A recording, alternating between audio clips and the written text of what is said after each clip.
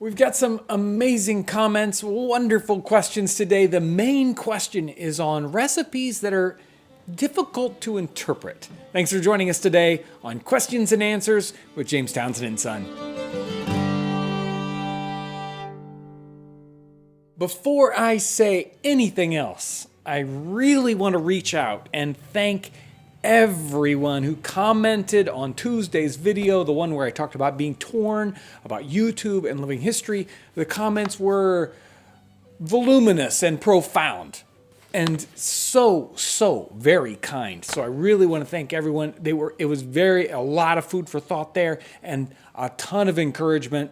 And sometimes we need that, and lately we've needed it, and I really want to thank you for that. Here's the first question. This was from the spinach and eggs from last Monday. Would nettles or other greens have been used in place of spinach at times? And I would say certainly.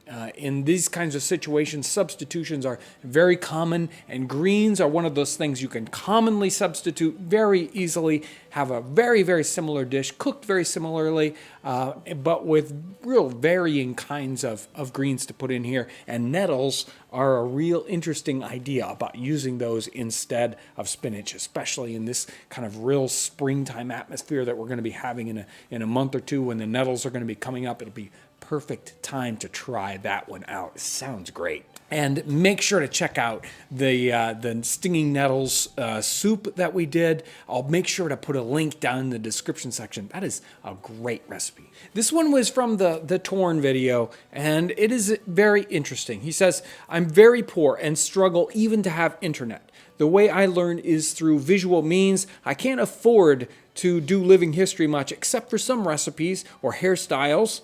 But this medium does connect me with the past. It really does keep me grateful for the things I have despite living day to day.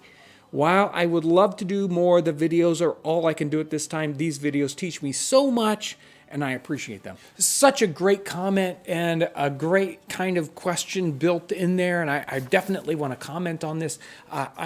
I completely understand the sentiment here, and even here where he talks about that he is able to experiment with living history a little bit, even with almost no means at all. And I think that is great. I mean, some people spend years and years and hundreds of dollars on outfits and equipment to do this, but you can do this at home with very little expense and still experience living history, not just, through videos, even though the videos are a great way for people to connect and even connect through the comment section. So thank you for this comment. Here's another great comment that came in on that. And again, there were so many comments. I wish I could read them all. And I have read, I hope, almost all of them, even though there are hundreds and hundreds of comments. It's even hard to get YouTube to show all of them to you. But here's a great one. There are lots of people out there who can't try out living history for themselves. Maybe they live in a city or they work 60 hours a week. Maybe they're bedridden because of illness or injury. Maybe they live in another country. Whatever the reason, you are most definitely appreciated for what you do on YouTube. If we can't go out and live history for real, we can at least experience it with you when you describe what you smell and taste and see and feel. And then she says she's so grateful for the videos we do. Thank you for all these comments. It really, it is difficult to see the forest for the trees sometimes in what we do. And when we get these kinds of comments, it helps us understand exactly how what we do affects our audience. So thank you for these comments. Here's one I specifically wanted to read out because this is another one that connects with that last video, but it's actually a comment from the last Q&A. The comment section in this channel is like the bright side of YouTube. Everyone is friendly, and I think it's because of your wonderful attitude. I don't know if it's because of my wonderful attitude, but the comment section is amazing. You are doing a wonderful job in the comment section. So many comment sections on YouTube can be very difficult to read through, and what you guys are doing out there in the comment section makes it a joy for me to read the comments. Here's the main question. It's from Susan Coleman. She says, I really love this channel, and I recently received Mrs. Mary Eel's Confectioner's Cookbook for my birthday. I've tried a few of the recipes, but one has me stumped. They are called clear cakes, and I can't seem to find anything about them. And would you show me how they are made?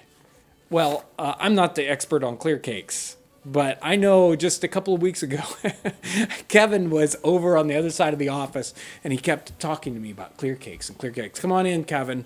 Tell me about clear cakes and what we can tell this person about clear cakes. It was Susie. Right. Susie. Yeah. Okay. Susie, she's found this recipe that doesn't make much sense. And, we've talked about this a lot in our cooking videos, where a lot of the cookbooks of the time period were like suggestions. Yeah. That there was obviously some conventional wisdom behind the recipe that the author of the book would have just assumed that the cook would have known. And we've lost that. And so we see these recipes, it's like, it don't make sense. Yeah. What is this? We can't even figure it out from the name of it. A clear cake. What does that even mean? Right.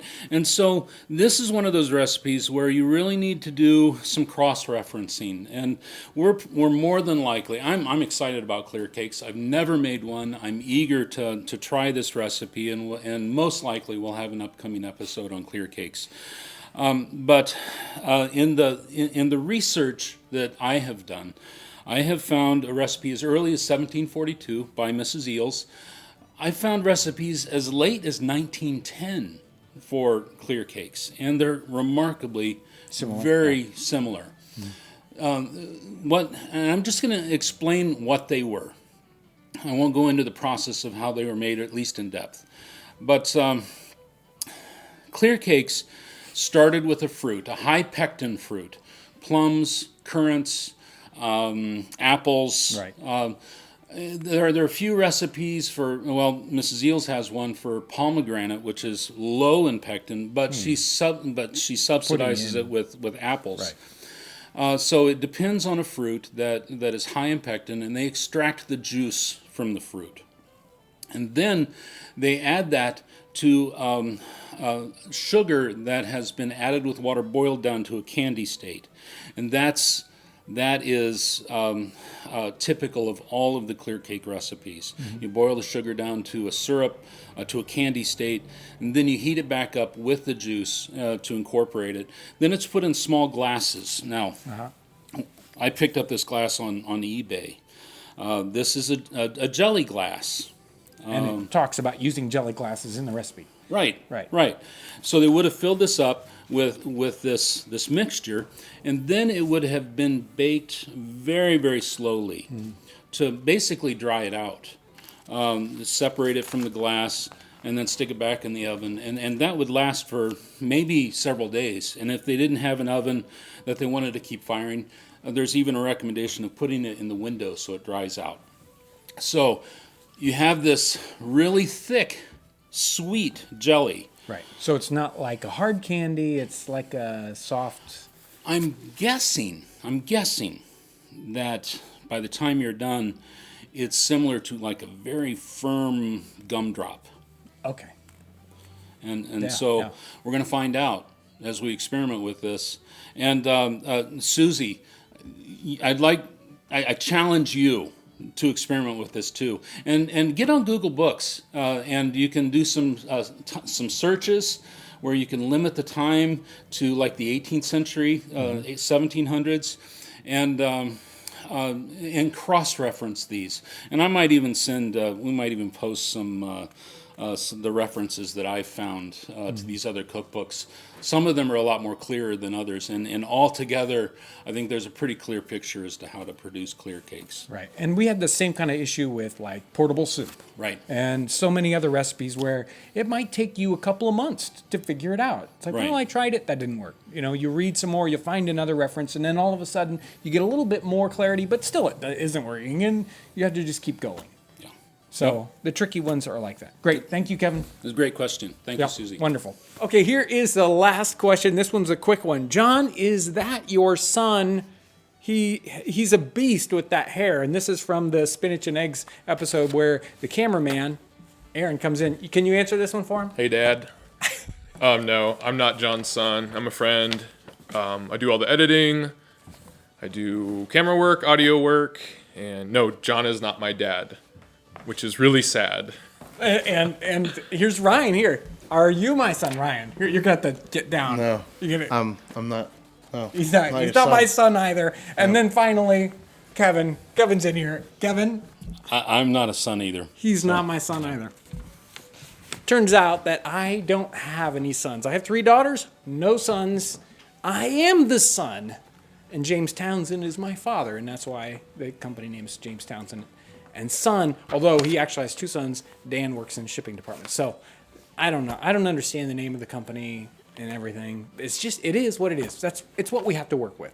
It's March now, and it's so busy. We are headed to historic Locust Grove in Louisville, Kentucky here this month. We're also at the end of the month somewhere down there. We're going to go to George Washington's Mount Vernon to shoot some videos. I'm really excited about that trip. And in the middle of the month, I think it's the 18th and 19th, we're going to Kalamazoo. We'll be at the Living History event there. If you want to come and see me, I'll be at that event, a great event. So I really want to thank everyone for, again, your amazing comments, very kind, encouraging words that you give us so that we keep doing this content. It is a lot of fun. It can be a lot of work sometimes, but it's always a lot of fun.